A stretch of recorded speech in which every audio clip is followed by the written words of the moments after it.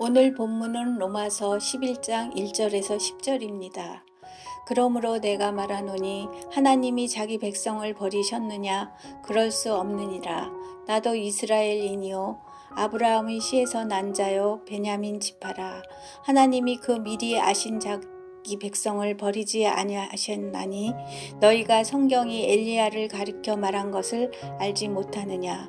그가 이스라엘을 하나님께 고발하되 주여 그들이 주의 선지자들을 죽였으며 주의 제단들을 헐어버렸고 나만 남았는데 내 목숨도 찾나이다 하니 그에게 하신 대답이 무엇이냐?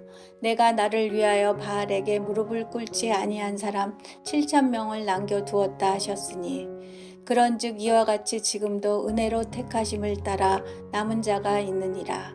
만일 은혜로 된 것이면 행위로 말미암지 않음이니 그렇지 않으면 은혜가 은혜되지 못하느니라.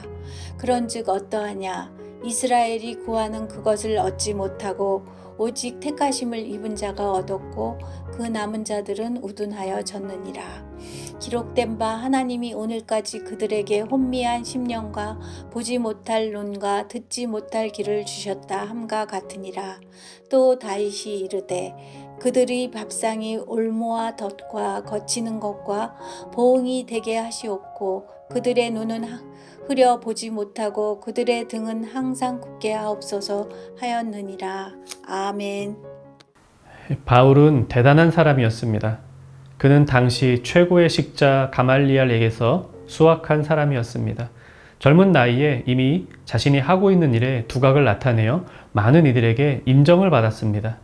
스데반을 죽일 때의 사람들은 젊은 그에게 웃옷을 맡겨놓고 돌로 쳤고 다메섹에 있는 그리스도인들을 잡아오라는 명령도 바로 바울에게 하달되었습니다. 좋은 학벌에 넘치는 열정을 소유한 사람이었습니다. 그는 정통 이스라엘 사람답게 태어난 지 8일 만에 율법에 따라 할례를 받았으며 스스로를 참된 히브리인이요 어떤 바리새인들보다도 더 율법에 철저한 사람이라고 자부하였습니다. 빌립보서 3장 6절에서 스스로의 과거에 대해 평가하기를 열심으로는 교회를 박해하고 율법의 의로는 흠이 없는 자라.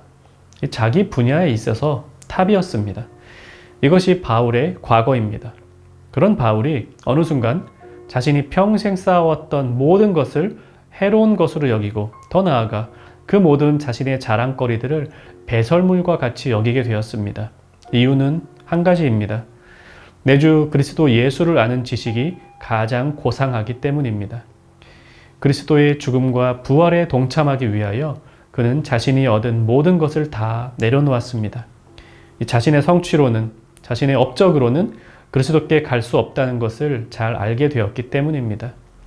그런 그가 자신의 민족 이스라엘을 보니 이스라엘은 자신의 과거의 모습과 같은 수준으로 아직 머물러 있습니다.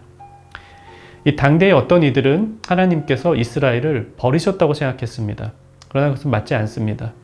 이 구약시대에 하나님께서 이스라엘을 택하셨다 이렇게 우리가 표현하는데 그렇다고 해서 모든 이스라엘 사람 하나하나를 저절로 택하신 것은 아니었죠.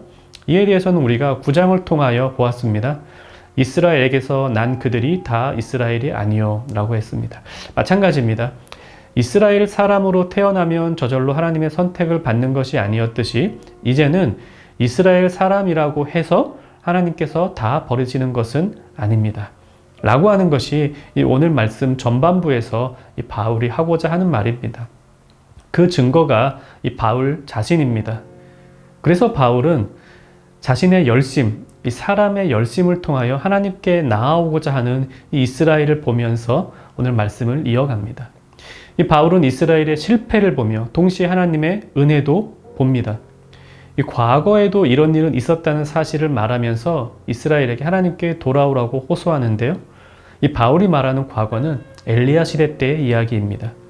과거 엘리야 시대 때 엘리야 선지자는 이스라엘 모든 사람이 다 하나님을 버렸다고 생각했습니다. 이스라엘 전체에서 오직 자신만이 하나님을 섬기고 있고 다른 모든 사람들은 하나님을 버리고 바알과 아세라라는 우상을 섬기고 있다고 생각했습니다. 그런데 하나님께서는 엘리야에게 그렇지 않다고 말씀하셨습니다. 하나님께서 7,000명의 신실한 신자들을 남겨놓았다고 하셨습니다. 지금도 그렇습니다. 비록 우리의 행위대로라면 모든 사람이 멸망하는 것이 맞겠지만 하나님은 바울의 시대에도 그리고 오늘 우리의 시대에도 여전히 그분의 백성들을 남겨두십니다. 그러면 이 남겨두시는 백성들은 어떤 특징을 가지고 있을까요? 5절을 보십시오. 그런즉 이와 같이 지금도 은혜로 택하심을 따라 남은 자가 있느니라. 하나님은 엘리야 시대에 7,000명을 남겨두셨는데 그 7,000명은 남들보다 뛰어난 영성의 소유자들이 아니었습니다. 그들의 행위를 보시고 하나님께서 7,000명을 남겨두신 것이 아닙니다. 그들은 은혜로 말미암아 그 어려운 시절에도 하나님의 백성으로 택함을 받았습니다.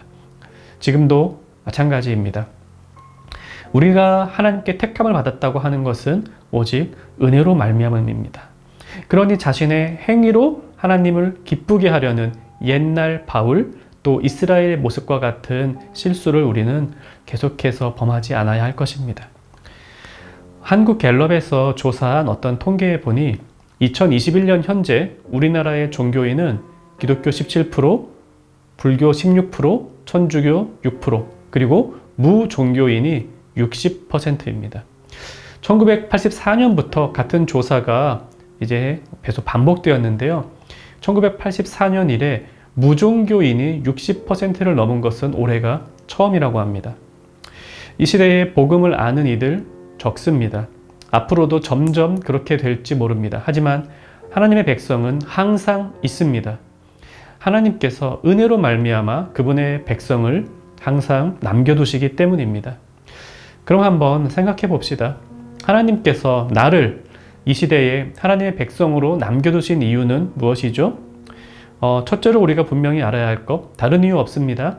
내가 잘나고 예뻐서가 아닙니다. 나에게 어떤 가능성이 있기 때문은 아닙니다. 6절, 만일 은혜로 된 것이면 행위로 말미암지 않음이니 그렇지 않으면 은혜가 은혜되지 못하느니라. 우리는 은혜로만 이 어려운 시대에도 하나님의 백성으로 남아있다는 사실 분명히 알아야 합니다. 두 번째, 하나님께서 은혜로 나를 하나님 백성으로 남겨두신 이유는 복음을 알지 못하는 이들에게 복음을 전하라는 명령과도 같습니다. 하나님의 백성은 은혜로 남아 이 복음 전하는 사명으로 살아갑니다.